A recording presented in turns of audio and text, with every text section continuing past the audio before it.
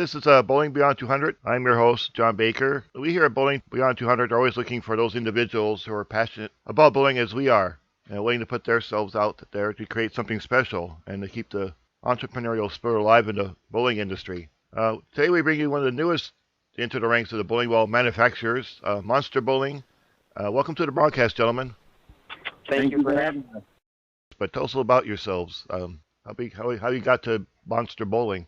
Again, my name is Brad Buckert. I'm in Rochester, New York.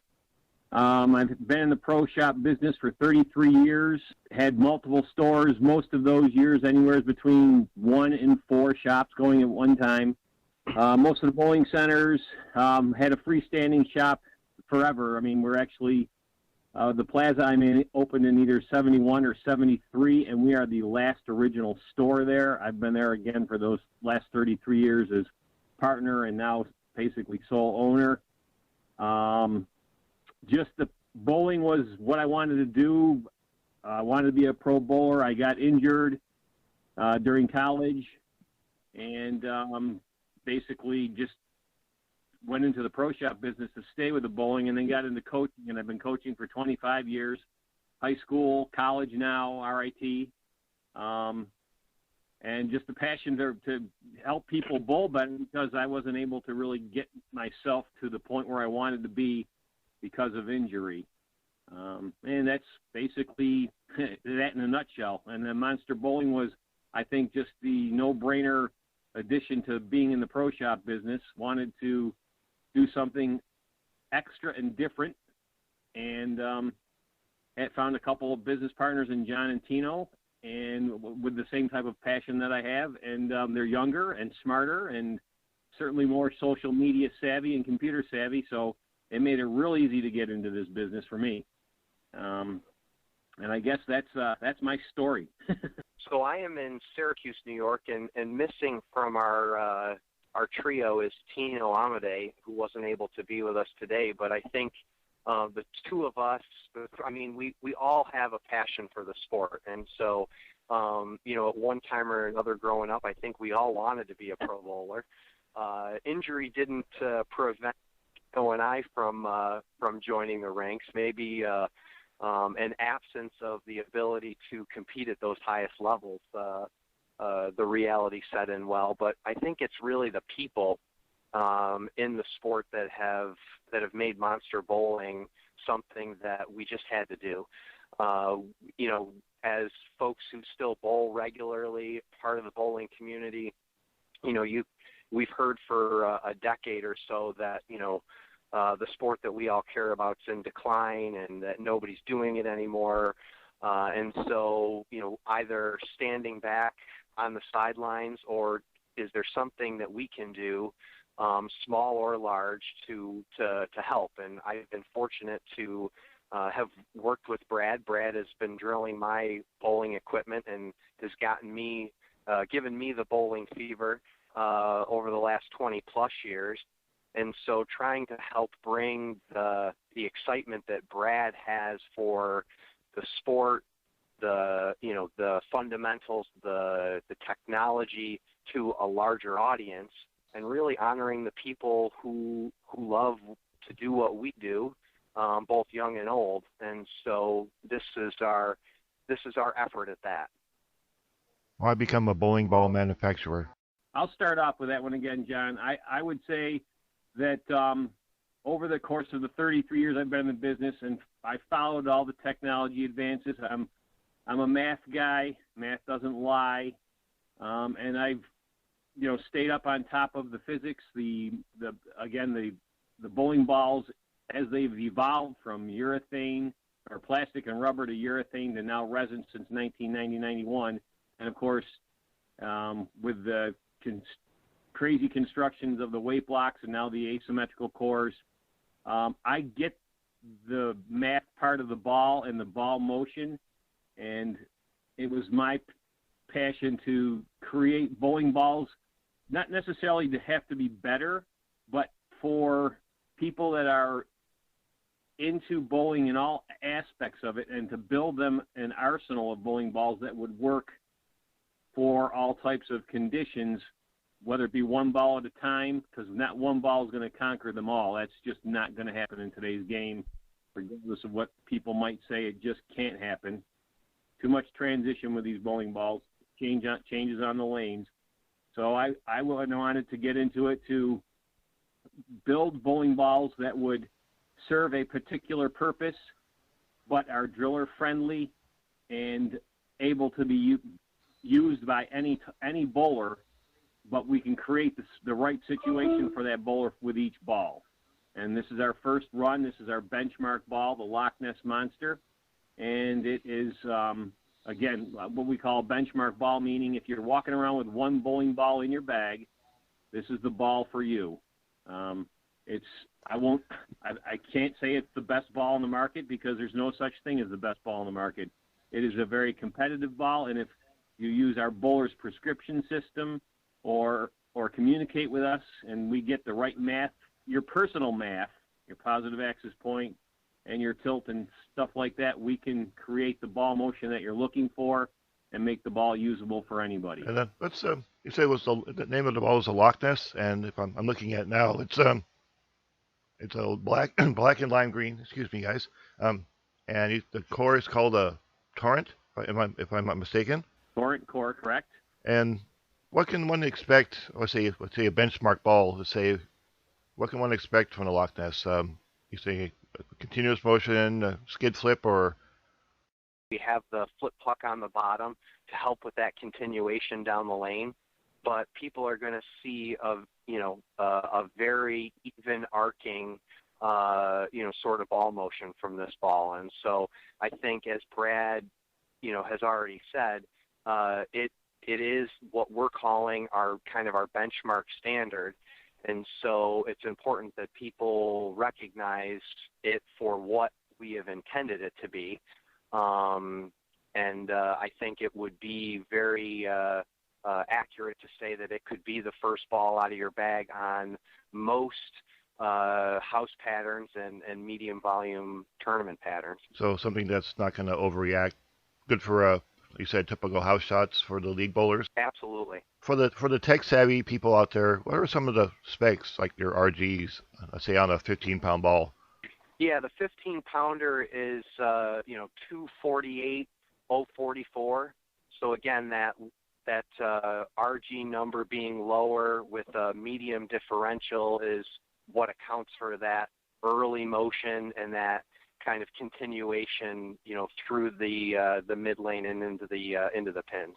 And the recover stock is, let's say, user friendly. In other words, does it take to surface changes fairly readily? Yeah, we really put it through its paces as we were testing the ball, and Brad actually had the idea early on as we received 4 test balls as a part of our initial launch, and we were going to kind of do the secret room, 4-person testing the balls, but Brad said, why don't we just open this up to the masses? I mean, that's kind of what we're about. Let's give everybody a chance to throw them. And so using some of the switch grip technology, we outfitted the 4 test balls that we had at, various span lengths so that we could get close for everybody. And we brought balls down into the 500, 1,000 range. We shined a few of them up, and the cover has really performed well and taken to the sort of adjustments that we know are important to fine-tuning the reaction that a bowler's looking for. And where can bowlers find or order that ball? Right now, we have chosen not to use a distributor, and so there's really 2 primary ways that they can get a hold of it. They are able to order off of our website, which is www.monster-bowling.com, or if they reach out to us and share with us the information for their pro shop and ball driller, we're making connections daily with the folks that were interested in trying our product. And really trying again to honor the pro shops and giving them, the first opportunity to carry these for the folks that are interested in their shops. And so it is our hope that, as you would imagine, we started very locally and are beginning now in the last probably 10 days to call all the the places that we've been hearing from, and so we've had a very positive response and are shipping balls every day, and hope to continue to hear from more and more people interested in trying the ball out. And what is the price point on the Lochness? We have chosen to participate in the industry MAP standard pricing. So the MAP price on this ball is going to be $149.95. So you will not see it lower than that anywhere. On our website, you will currently see it listed at $174.97. However, we have recently secured a shipping deal that's going to allow us to drop the price of that ball, specifically in the Northeast. But as far as comparable pricing in the pro shops, Brad, do you want to give a sense of what you see it going for in the pro shops? Yeah. Well, what I'm doing is with our ball, again, $149.95 MAP pricing, and again that's all come about because of our famous internet. All the companies have used that type of a pricing now to set a parameter that a ball can't be sold for or less than that during its production time. Once the ball goes into a discontinued mode or a closeout mode, then people can lower the price. But when the ball is being produced and staying in line, then that is the bottom price. And we chose that price, again, as the benchmark price. We compare our ball favorably to the IQ Tour, which is the same exact price as the MAP pricing, $149.95. So we set it up as that. Again, it's very comparable in shape, probably a little bit stronger down lane because of the little denser flip block that is on the bottom of the ball.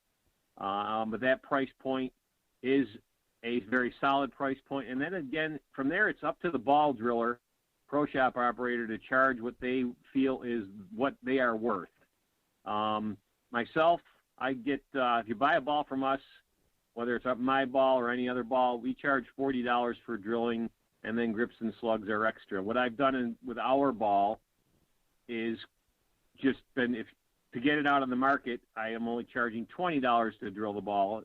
And whether you buy it online from me in the shop or whatever, but if you come in and have us drill it, I'm just charging $20 and then grips and slugs. So our average price point on the ball has been about $195 drilled, gripped, and slugged, which keeps it under the $200 mark, which seems to be I hate to use the term benchmark again, but the number that people tend to get a little nervous about unless they know they're buying the high end. So that was where we decided to go with it, and it has been working so far. Again, other pro shops, all I care about is that the pro shop, because this is the business I'm in, is that we get a chance to make a little bit of money on the bowling ball. So pro shops get the best from us. They don't pay the $149. We do have a pro shop price. And then they sell for $149, and then whatever else they want to make for drilling is up to them. Again, it's about the pro shop, and then it becomes about the bowler. But the pro shop first, because we've got to stick together. There's just we have to have the ability to make money in this this crazy crazy technology world that we live in now. People can get things that you never even would have had a chance of getting it before, and it's just a little bit rough. But we're when we're learning on the fly. But I think we're certainly making progress. And John, as John said, with that shipping arrangement for the Northeast, that has certainly been a benefit. And the other special we have for pro shops is if you buy a case of 4, and we will ship them to you for free. So in essence, that's a $50 to $65 savings right there. So again, that price point, again, just that medium price point, mid price, and for that upper mid ball, I guess. Bowling Beyond 200 is brought to you by Old Roy's Unique Bowling Ball Cleaners. They make 2 products: early shipped for when the lanes are freshly oiled and a good all-around general cleaner, and late shipped for when the lanes are dry and break down. You can find them at oldroys.com. That's LEROYS.com. Okay, I saw on your website something about Bowlers RX, and you mentioned it earlier. Can you go into a little bit about what that is? I was curious myself. We've created what we're calling the Bowlers RX drilling prescription system. And so ultimately this is our process, as Brad said, that being two math guys, we know the math does not lie. It's a system that looks at the unique characteristics of each of us as bowlers, and with the benefit of that math, we're able to really customize the layout options that that an individual bowler can use, whether they're competing just in league or if they're what they would consider a tournament bowler. This would be applicable to all of us to ensure that we get the most out of the bowling balls that we're using, and to ensure that we have options as the lanes continue to transition. And that's so it's basically a ball layout, but yeah, we're using what we call a target dual angle layout system. So many will be familiar with the dual angle method of laying balls out, and so we're adding one word to that, in that we're targeting particular ranges for those drilling angles and and secondary angles to ensure or to customize based on the bowler that they receive the sort of reaction that's going to benefit them. At this point, we're set up very well to do this in person, but we're still working on some details on how we may be able to do this over the internet when the bowler is actually not, with us. And so, it's our contention that the technology and everything is is wonderful. You don't have to be an expert in it, but you have to take a little bit of ownership to ensure that you get what it is that you need and you know when to use the different balls that you have. And so we're still working on a process for simplifying that so that we can do this with bowlers and not have to be physically with them. so once you get the technology squared away, you'll be able to do it over the say internet or through email or however that works. I'm not sure. I've seen a couple places that try to do it video wise, but I'm not sure how that really works yet. The video aspect is a little bit tough. I mean, ideally, the bowler, as John said, takes a little bit of ownership. Go to your pro shop, ask the pro shop operator, professional, to get your positive axis point and your track diameter. And I'll get a little techie here. Those are the two numbers that we're going to use basically to fill your prescription for ball reactions that you're going to want, whether it's using our ball and other balls, multiple versions of our ball, or, as we grow, more of our stuff. But it will work basically on any brand bowling balls because it's, again, we're just trying to create motion with what's out there. We have one ball right now, but there are many bowling balls that would be needed to create an arsenal. And the positive axis point and your axis tilt are the two numbers that we most desperately are trying to acquire to dial in that reaction specifically. And then the biggest issue, and the reason why I changed the term from dual angle to target dual angle, is because of symmetrical balls and asymmetrical balls. Asymmetrical ball, the dual angle layout gives you exactly what you are trying to create. In a symmetrical bowling ball, when you drill the holes, the bowling ball becomes asymmetrical. So your actual layout angle doesn't necessarily mean that's what you're going to end up with when you, after drilling the balls. There's a machine called the determinator that measures spin time and will find the PSA or match bias of the bowling ball. And we use that to now redefine the angles after the holes are in the ball. And of course, if it's not what we're looking for, then we have to use a balance hole to get the ball back to our targeted angles, or at least close to it, to get that reaction you're looking for. And that's the advanced part of the ball drilling, and the part that that I guess I will say that I am very acquainted with and use all the time, and where the majority of our success and the ability for me to create ball motion for people comes from. I mean, I do it all the time. Okay. You said you were at a pro shop for 30 years or 35 years, you said? At 33 years now, yep. With a lot of new league bowlers, what's the biggest problem you see when they get their ball drilled? I know I've seen some league bowlers out there and they expect this and they don't get that. Or what would you say that's the biggest problem? Well, when a new bowler comes into the shop, try to treat them as they're the boss. So I ask them particular questions on what they're trying to accomplish with it, whether they're looking to throw a straight ball, a hook, backup ball, try to have something that hooks the ball more, and then I try to find out a little bit of information about them. First off, today's game, you bowl with your thumb in the ball. You bowl it two-handed. You bowl with no thumb in the ball, one-handed. How do you throw the ball? Because, I mean, that'll give me some idea of how much hook they might be able to get. And then I'm going to break down from there. I'm going to, point to the bowling balls or make suggestions to the bowling balls what they might want to purchase. So that's going to give them some options. And then I try to find out their ball speed. That eliminates, could eliminate the dull stuff, could eliminate the pearl stuff. Maybe it points right to a hybrid or something. So I just try to get them involved so that they're kind of making the decision without knowing they're making the decision in their own purchase. A lot of people do come in and ask us, what do we recommend? And I say, well, I recommend what I think is going to be best for you. So here's some questions I will ask you. And by the time the conversation is over, they've picked out their own bowling ball.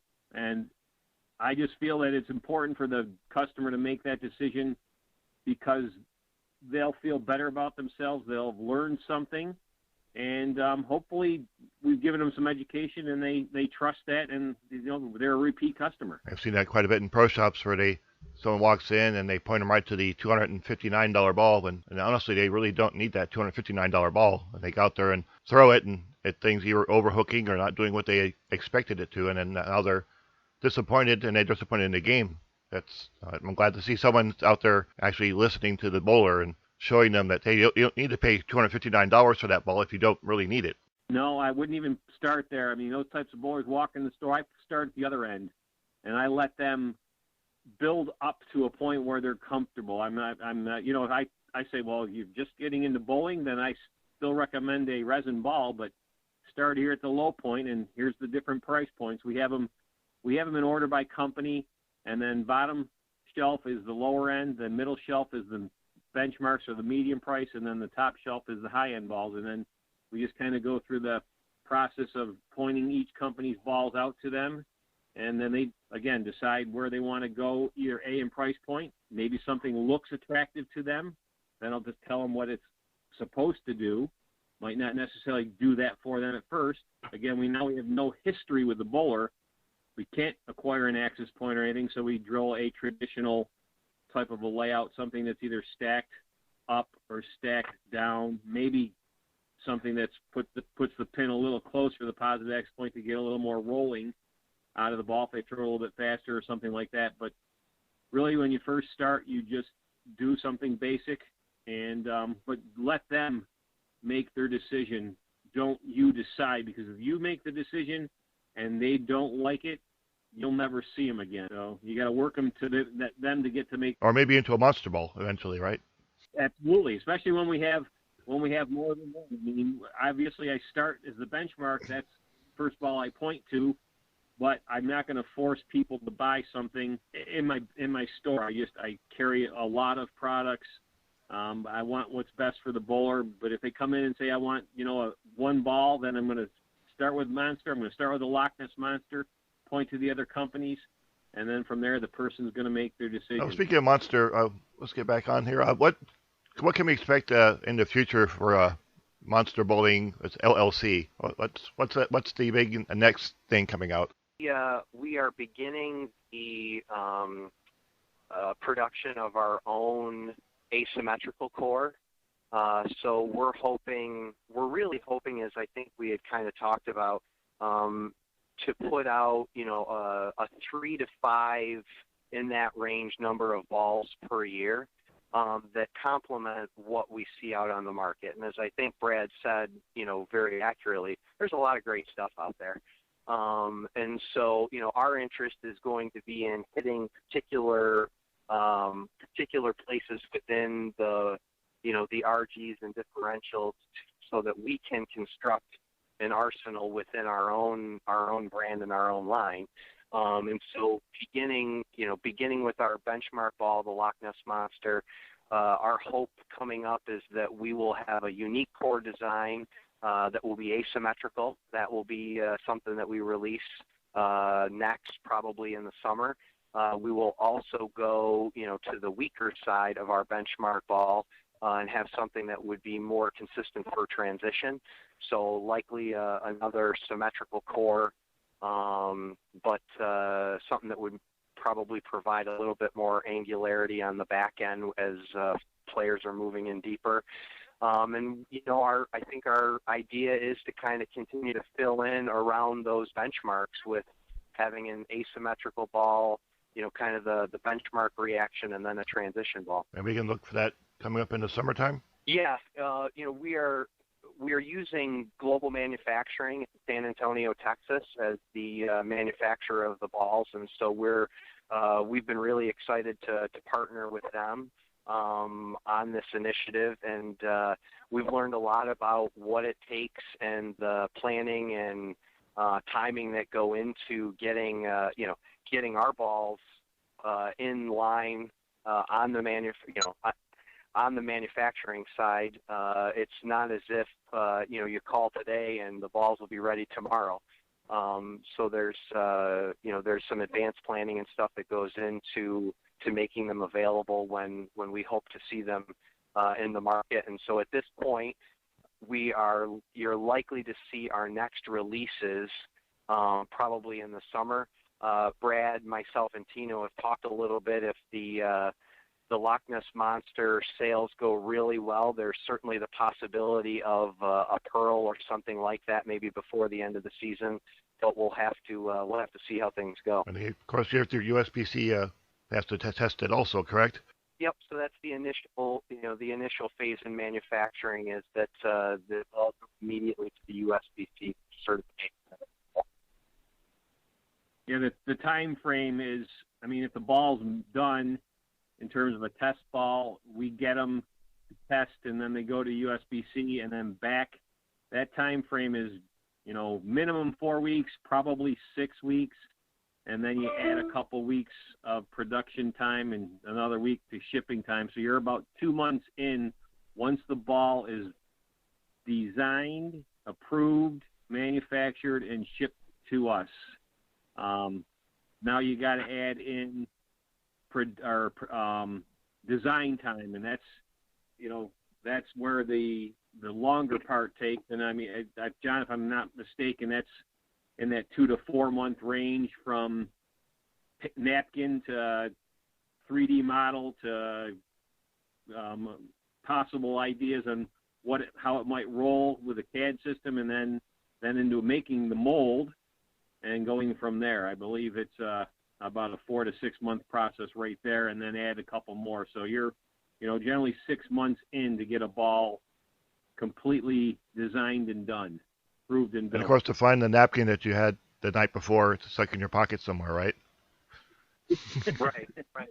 I've got a drawer full of ideas over here on napkins and back of envelopes. So yeah, I know how that is. Yeah. I have to send a couple. We're always interested in good ideas. Well, I want to thank you, gentlemen, for coming on the show, and hoping to find and see a couple more balls coming out here. And people can find it at monster-bowling.com or /bowling.com, correct? Yep. We hope, if people have questions, pro shop owners, bowlers, we would love to have people reach out to us via our website. We have a pretty active Facebook page where we're showcasing the different styles and bowlers who are throwing the ball. But we're excited to have been asked and appreciate your giving us the chance to tell folks a little bit more about Monster Bowling. Yep, that's been awesome. And that Facebook page is important. They can talk to us pretty directly there, and that's Monster Bowling LLC, capital LLC, is the Facebook page. That's a good way to contact us also. This has been Bowling Beyond 200, and we had on Monster Bowling LLC, and of course we are brought to you by Old Roy's Unique Bowling Ball Cleaner. Anyway, thank you for listening, and we'll see you on the next podcast.